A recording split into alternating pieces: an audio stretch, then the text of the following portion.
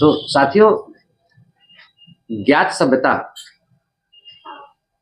अब ज्ञात सभ्यता जो ईसा पूर्व लगभग 530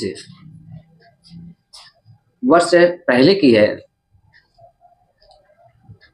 ये ज्ञात सभ्यता का अर्थ यही है कि जब से लेखन का कार्य शुरू हुआ है और लोगों को पढ़ने लिखने का ज्ञान हुआ, उसे ही हम ज्ञात सभ्यता कहते हैं। उस ज्ञात सभ्यता के अंदर जो प्रारंभिक है वो भगवान बुद्ध से ही शुरू होती है। भगवान बुद्ध ने 2500 वर्ष पहले सारनाथ में धम्मचक्र प्रवर्तन किया था। ये वाराणसी के पास है और भगवान बुद्ध उस धर्म चक्र प्रवर्तन में शील, समाधि और प्रज्ञा की ही शिक्षा दी थी। लोगों को आदर्श बनाने की शिक्षा दी थी। मनुष्य को सम्मान के दृष्टि से देखने की शिक्षा दी थी। कोई श्रेष्ठ नहीं होता था।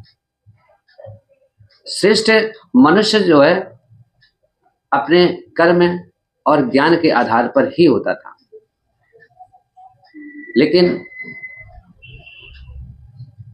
यदि किसी प्रकार का शत्रुता अगर होती थी, पहली बात तो वहां कोई शत्रु होता नहीं था, लेकिन यदि शत्रुता कहीं है भी तो उस शत्रुता को समाप्त करने की शिक्षा भी दी जाती थी।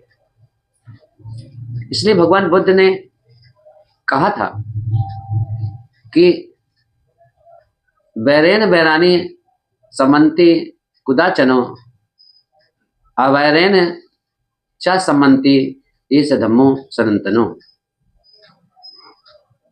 इन्हें कहते थे कि वैर को वैर से समाप्त नहीं किया जा सकता है, कि कभी नहीं समाप्त हो सकता है।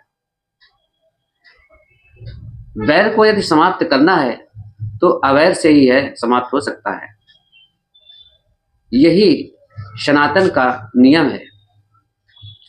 लेकिन आज जो हम देखते हैं